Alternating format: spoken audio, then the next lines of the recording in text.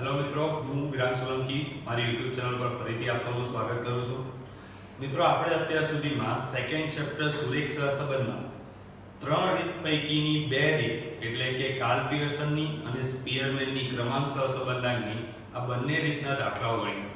જેમાં આપણે પહેલા મોટા દાખલા એટલે કે જે 5 માર્ક્સમાં પૂછાય છે એ દાખલા અને પછી નાના દાખલા કે જે 2 અને 3 માર્ક્સમાં પૂછાય છે એ પ્રકારના દાખલાનો અભ્યાસ કર્યો. હવે આજે આ ચેપ્ટરનો છેલ્લો લેક્ચર આપણે લઈશું, જેમાં ત્રીજી રીત એટલે કે વિકર્ણ આકૃતિની રીત તથા આ ચેપ્ટરની જરૂરી થિયરી એના વિશે આપણે અભ્યાસ કરશું. સૌથી પહેલા હું તમને વિકર્ણ આકૃતિની રીતે દાખલો કઈ રીતે ગણવો તેના વિશે માહિતી આપીશ. પછી એ દાખલાનો જે જવાબ આવશે એના ઉપરથી આપણે થોડી થિયરી ઉપર જોઈશું અને એને સમજવાની પ્રયત્ન કરીશું. ચાલો, તો અહીં મારી પાસે એક એક્ઝામ્પલ મેં ઓલરેડી લખ્યું છે, જેમાં x ની વેલ્યુઝ અને y ની વેલ્યુઝ અહીંયા મેં લખી દીધી છે. તમારે વિકર્ણ આકૃતિની મદદથી બંને ચલો વચ્ચેનો સહસંબંધાંક શોધીને બતાવવાનો છે. તો આની ગણતરી કઈ રીતે કરવી? તો આપણે શરૂઆત કરશું હંમેશા x અને y ની વેલ્યુઝથી. તો x ની વેલ્યુ આપી છે 50 અને y ની વેલ્યુ તમને આપી છે 10. તો તમારે x અક્ષ પર 50 ઉપર, ચલો એ આવશે 40 અને 60 ની વચ્ચે, અને y અક્ષ પર 10 ઉપર, ચલો એ આવશે તમારા 8 અને 12 ની વચ્ચે.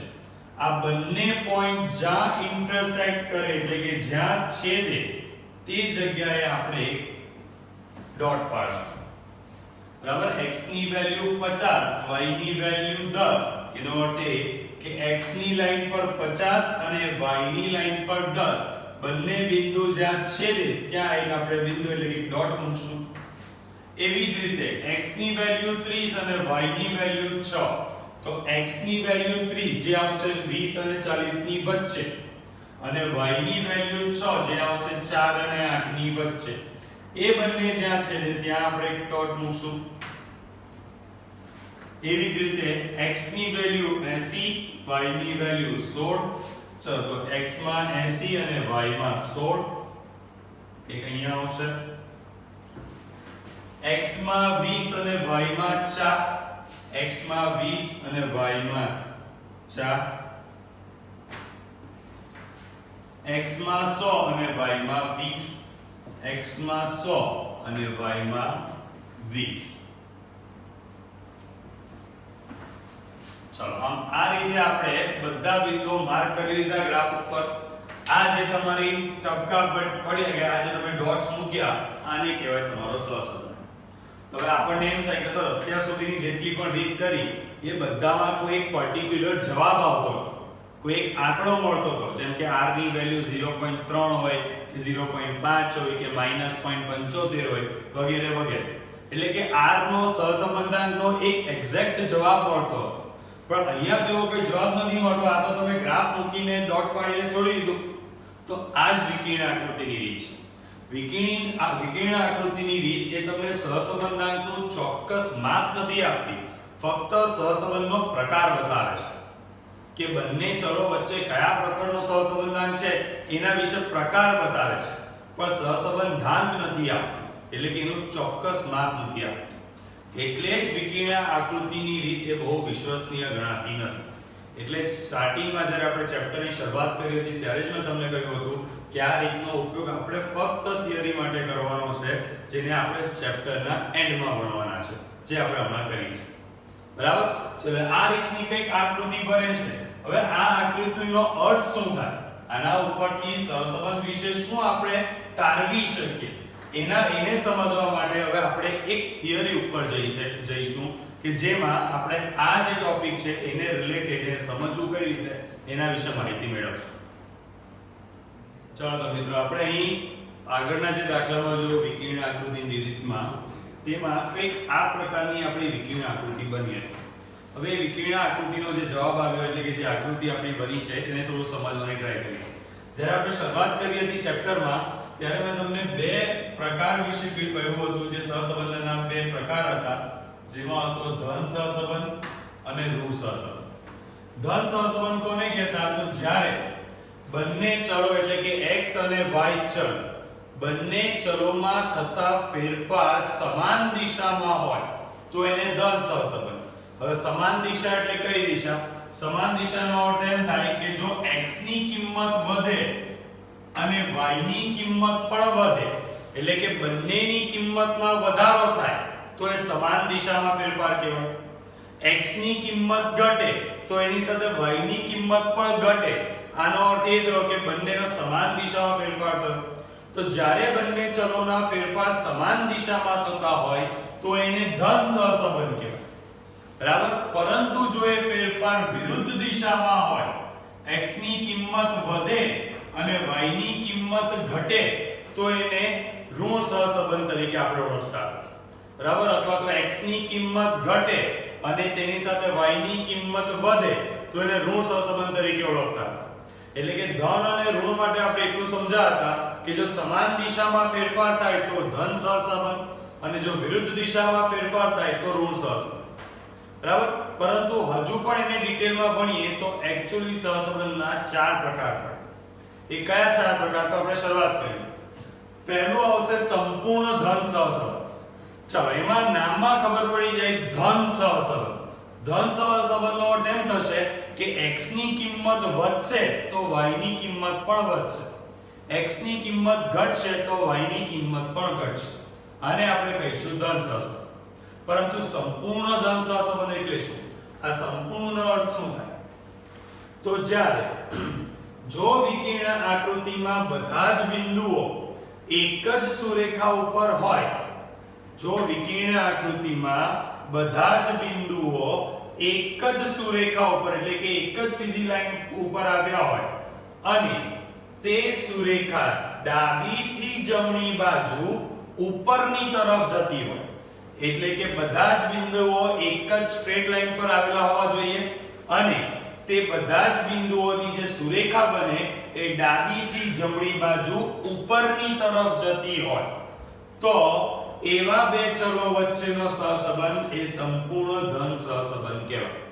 બરાબર. કોઈ પણ બે ચલ વચ્ચે સંપૂર્ણ ધન સહસંબંધ છે એમ ક્યારે કહેવાય? તો જ્યારે તમામ બિંદુઓ એક જ સુરેખા ઉપર હોય અને તે સુરેખા ડાબીથી જમણી બાજુ ઉપરની તરફ જતી હોય તો એને કહેવાશે સંપૂર્ણ ધન સુરેખ સહસંબંધ. બરાબર. આ તો વિકર્ણ આકૃતિ પરથી સમજાય. પણ કાર્લ પિયર્સન હોય કે સ્પીયરમેનની રીત હોય તો એવી રીતોમાં સંપૂર્ણ ધન સહસંબંધ છે એમ ક્યારે કહેવાય? તો એના માટે આપણે r ની કિંમત જોવાની. જો r ની કિંમત +1 આવે તો એનો અર્થ એ કે સંપૂર્ણ ધન સહસંબંધ છે તેમ કહેવાય. ઇન શોર્ટ, જ્યારે બે ચલો વચ્ચે સંપૂર્ણ ધન સુરેખ સહસંબંધ હોય ત્યારે તમામ બિંદુઓ એક જ સુરેખા ઉપર હોય અને તે સુરેખા ડાબીથી જમણી બાજુ ઉપરની તરફ જતી હોય તથા જો સંપૂર્ણ ધન સહસંબંધ હોય ત્યારે r ની કિંમત +1 આવે.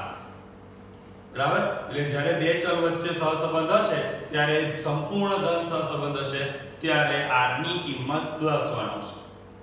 અને આપણે જે ઉદાહરણ જોયું તે ઉદાહરણમાં પણ કંઈક આ પ્રકારની જ આકૃતિ બનતી હતી જ્યાં બધા બિંદુઓ એક જ સુરેખા ઉપર આવ્યા હોય.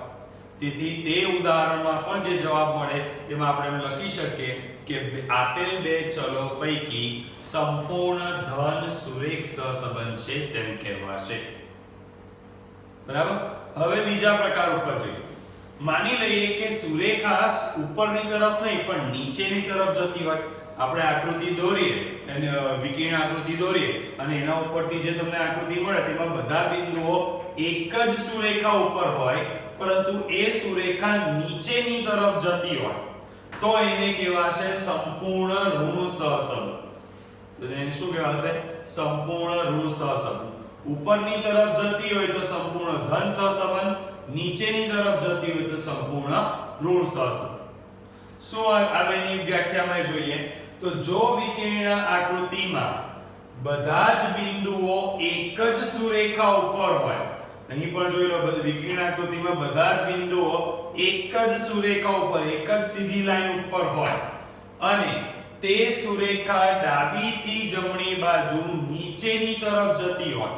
બરાબર. તે સુરેખા ડાબીથી જમણી બાજુ નીચેની તરફ જતી હોય તો તે બે ચલો x અને y વચ્ચે સંપૂર્ણ ઋણ સહસંબંધ છે તેમ કહેવાય.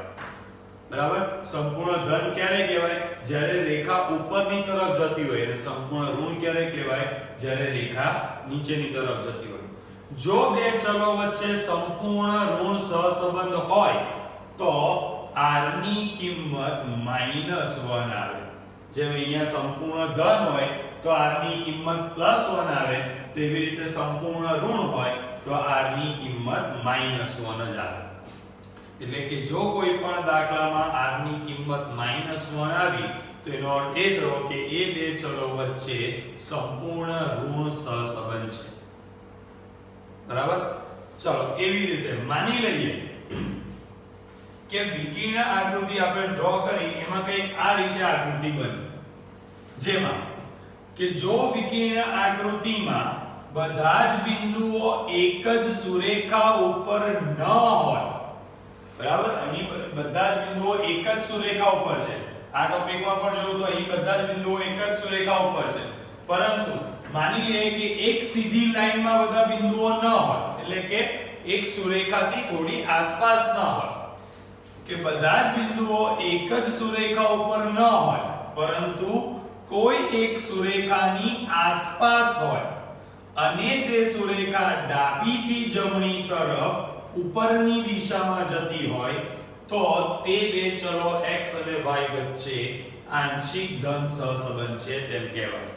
ઇન શોર્ટ, જે તે ચલો વચ્ચેનો જે સહસંબંધ આવશે એ આંશિક ધન કહેવાશે, સંપૂર્ણ ધન નહીં. બરાબર. એવું ક્યારે કહેવાય? જ્યારે તમારા બિંદુઓ એક જ સુરેખા પર ન હોય. બરાબર. એક જ સુરેખા ઉપર હોય તો એને સંપૂર્ણ ધન કે સંપૂર્ણ ઋણ કહેવાય, પરંતુ એક સુરેખા ઉપર ન હોય તો એને આંશિક ધન કે આંશિક ઋણ કહેવાય. બરાબર. ચલો હવે સમજીએ તો સંપૂર્ણ ધન સહસંબંધ હોય તો r ની કિંમત +1 આવે, સંપૂર્ણ ઋણ સહસંબંધ હોય તો r ની કિંમત -1 આવે. તો પછી આંશિક ધન સહસંબંધ હોય તો r ની કિંમત શું આવે? તો r ની કિંમત 0 થી લઈને +1 ની વચ્ચે આવે. એટલે કે 0 r +1. જો આંશિક ધન સહસંબંધ હોય તો r ની કિંમત 0 થી 1 ની વચ્ચે આવશે. એટલે કે ધન સહસંબંધ છે તો જવાબ આવશે તો ધનમાં જ, બરાબર, પોઝિટિવ ધન સંખ્યા જ આવશે, માઈનસમાં નહીં આવશે, પરંતુ +1 નહીં હશે. બરાબર. 0 થી મોટી અને 1 થી નાની કોઈ પણ એક સંખ્યા આવશે. એટલે જો r નો જવાબ +1 હોય તો સંપૂર્ણ ધન સહસંબંધ, અને જો r નો જવાબ ધન હોય પરંતુ 1 નહીં હોય તો એને આંશિક સહસંબંધ એટલે કે આંશિક ધન સહસંબંધ કહેવાશે. તો એવી જ રીતે એના ઉપરથી એનું ઊંધું સમજીએ તો ઋણ સહસંબંધ, આંશિક ઋણ સહસંબંધની વાત કરીએ તો એમાં પણ જો વિકર્ણ આકૃતિમાં બધા જ બિંદુઓ એક જ સુરેખા પર ન હોય, એક જ સુરેખા પર ન હોય પરંતુ કોઈ એક સુરેખાની આસપાસ હોય, એક જ સીધી લાઈન પર નથી, પણ માની લો કે એક સીધી લાઈન અહીંયા હું દોરું તો આ એક જ સુરેખા પર નથી બધા બિંદુઓ, પરંતુ એક સુરેખાની આસપાસ છે. એક્ઝેક્ટ એક સ્ટ્રેટ લાઈન પર નથી પરંતુ એક સ્ટ્રેટ લાઈનની આસપાસ છે.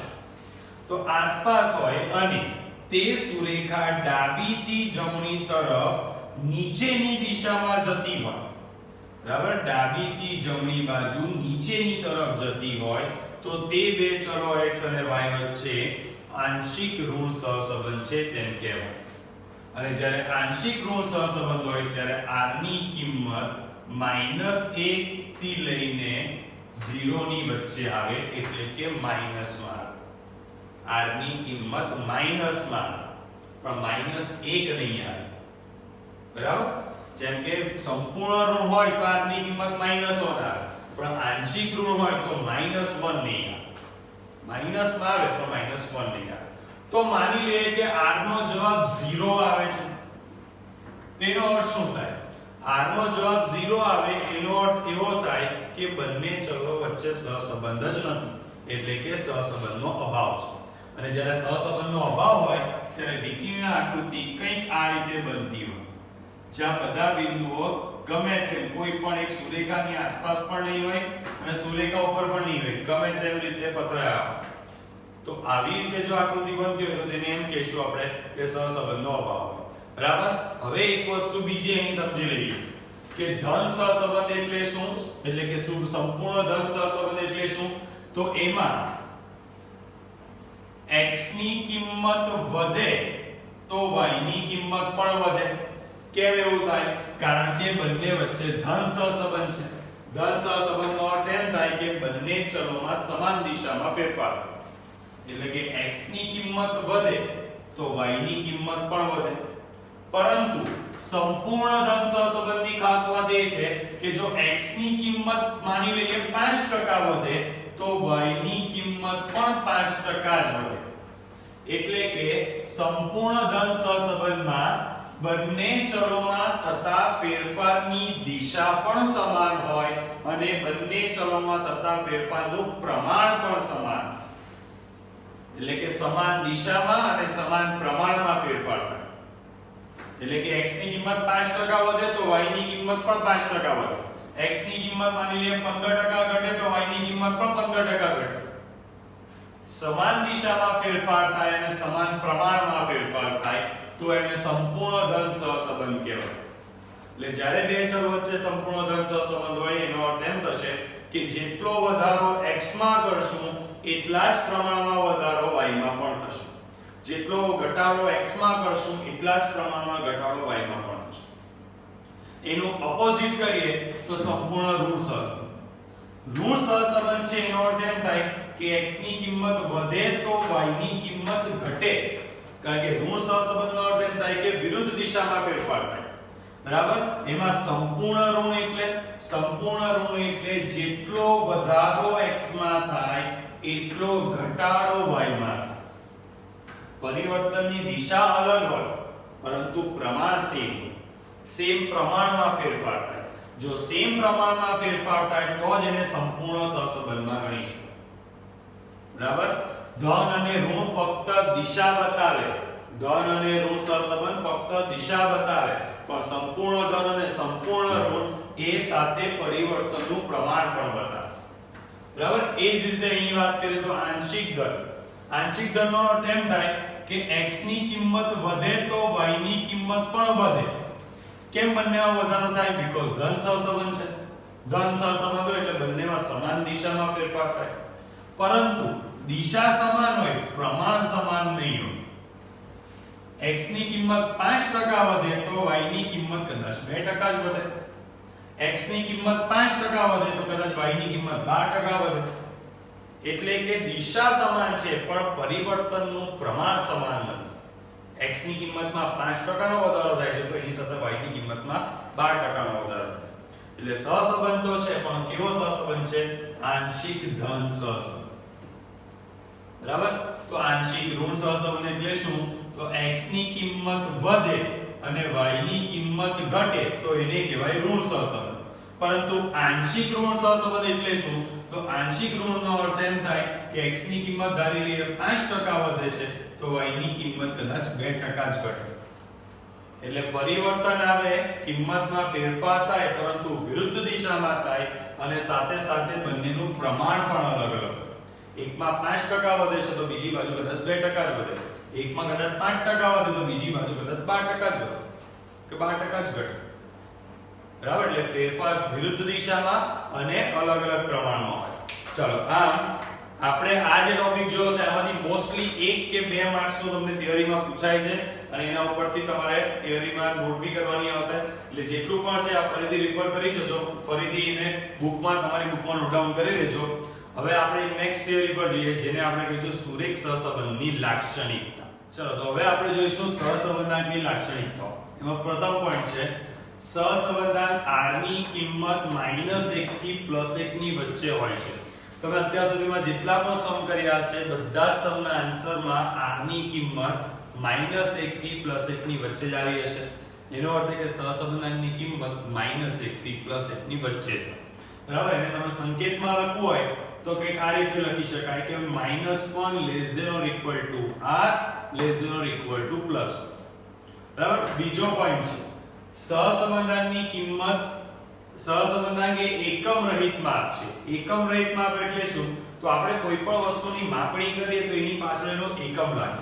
જેમ કે આપણે કોઈનું વજન લખીએ તો એની પાછળ લખીએ 50 કિલોગ્રામ, 60 કિલોગ્રામ, બરાબર. એની ઊંચાઈ લખીએ તો 5 ફૂટ, 6 ફૂટ, બરાબર. અંતર માપવું હોય તો કિલોમીટર, મીટર, માઇલ્સ. આમ કોઈ પણ વસ્તુને આપણે માપવું હોય તો એનો એક એકમ લાગે. તો જ્યારે એ એકમ લખો તે એકમ સહસંબંધાંકની વાત કરીએ તો એ એકમ રહિતનું માપ છે. એટલે કે સહસંબંધાંકની પાછળ કોઈ પણ દિવસ એકમ નહીં લાગે. એમાં ધારો કે તમારા સહસંબંધાંક r ની કિંમત આવે છે 0.3, તો તમારે એમ નહીં લખવાનું કે 0.3 કિલોગ્રામ કે 0.3 મીટર. એ ફક્ત 0.3 જ લખાશે. એકમ રહિત માપ છે એટલે કે એકમથી મુક્ત છે.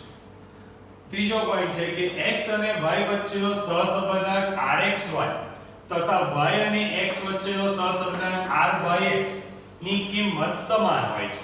એટલે કે rxy = ryx. તમે x અને y વચ્ચેનો સહસંબંધાંક કહો કે y અને x વચ્ચેનો સહસંબંધાંક કહો, કોઈ જ ફરક પડતો નથી. એ બંને સેમ જ છે. એ ખાલી બોલવાની રીત અલગ છે, લખવાની રીત અલગ છે, બાકી બંને વસ્તુ સમાન જ છે. બરાબર. ચોથો પોઈન્ટ, સહસંબંધાંકની કિંમત ઉગમ બિંદુ તથા માપના પરિવર્તનથી મુક્ત છે. ઉગમ બિંદુ અને માપનું પરિવર્તન એટલે શું? એનો અર્થ એમ થાય કે તમે સહસંબંધાંકની કિંમતમાં ઉગમ બિંદુનો ફેરફાર કરો. ઉગમ બિંદુનો ફેરફાર એટલે કોઈ એક સંખ્યા પ્લસ કે માઈનસ કરો. જેમ કે આપણે u ની કોલમ બનાવતા હતા, u = x - a કરતા, એટલે કે આપણે ચલ x માંથી a ની કિંમત માઈનસ કરતા, બાદબાકી કરતા, બરાબર. તો આવી જ રીતે તમે x ની કિંમત કે y ની કિંમતમાંથી કોઈ પણ સંખ્યા માઈનસ કરો કે કોઈ પણ સંખ્યા પ્લસ કરો, કોઈ પણ સંખ્યાનો ગુણાકાર કરો કે કોઈ પણ સંખ્યા વડે ભાગાકાર કરો, કોઈ પણ જાતની અસર આપો, એનાથી સહસંબંધાંકની કિંમત ફેરવાતી નથી. કારણ કે સહસંબંધાંકની કિંમત એક ઉગમ બિંદુ એટલે કે પ્લસ માઈનસ ના ફેરફાર તથા માપના એટલે કે ગુણાકાર ભાગાકારના ફેરફારથી મુક્ત છે. બરાબર. તમે ચલ x અને ચલ y પર કોઈ પણ પ્રકારની અસર આપશો, પ્લસ માઈનસ ગુણાકાર ભાગાકાર કંઈ પણ કરશો, એનાથી સહસંબંધાંક r ની કિંમત બદલાવાની નથી. અને છેલ્લો point, r - xy - rx. Basically આમાં કંઈ જ નથી. તમને ખાલી તમારે બે ચિહ્નો જોવાના છે કે જો x માઈનસમાં હોય, y પ્લસમાં હોય તો માઈનસ પ્લસનો જવાબ શું આવશે? Minus r. એટલે કે સહસંબંધાંકની કિંમત માઈનસમાં આવશે. x પ્લસમાં હોય, y માઈનસમાં હોય તો પ્લસ માઈનસ માઈનસ જવાબ આવશે તમારો માઈનસમાં. rxy એટલે કે x પ્લસમાં હોય, y પ્લસમાં હોય તો પ્લસ પ્લસ જવાબ પણ આવશે પ્લસમાં. અને r માઈનસ x ને માઈનસ y એટલે કે માઈનસ માઈનસ પ્લસ એટલે કે જવાબ પણ આવશે તમારો ધનમાં. ઇન શોર્ટ x અને y ની તમારે ખાલી કિંમત ટેલી કરવાની. Minus minus plus, plus plus plus, minus plus minus ને પ્લસ માઈનસ માઈનસ. આ તો આપણને આવડે છે. આપણે એના બેઝિસ પર ખાલી એટલું નક્કી કરી લેવાનું કે આ રીતે તમારે r નો જવાબ આવશે. ચલો, અહીં આપણે લગભગ બધા પ્રકારનો થિયરી જે તમારા માટે ઇમ્પોર્ટન્ટ છે આપણે કવર કરી લીધું. તેમ છતાં તમને કોઈ પણ પ્રકારનો ડાઉટ હોય તો કમેન્ટ સેક્શનમાં જાઓ, ત્યાં તમે લખી દો, હું તમને ત્યાં રિપ્લાય પણ કરીશ. અને આ જેટલી પણ થિયરી આપણે કરી છે એને મહેરબાની કરીને નોટ ડાઉન કરી દેજો, કારણ કે મોટા ભાગના જે શોર્ટ ક્વેશ્ચન્સ આવે છે તે આ જ થિયરીમાંથી આવશે. બરાબર. તો આઈ હોપ તમને સમજ પડી ગઈ હશે. ફરીથી મળશું નેક્સ્ટ લેક્ચરમાં, જ્યાં આપણે નવા ચેપ્ટરની શરૂઆત કરશું અને ત્યારથી પછી આગળ આપણે સિલેબસ તરફ જશું.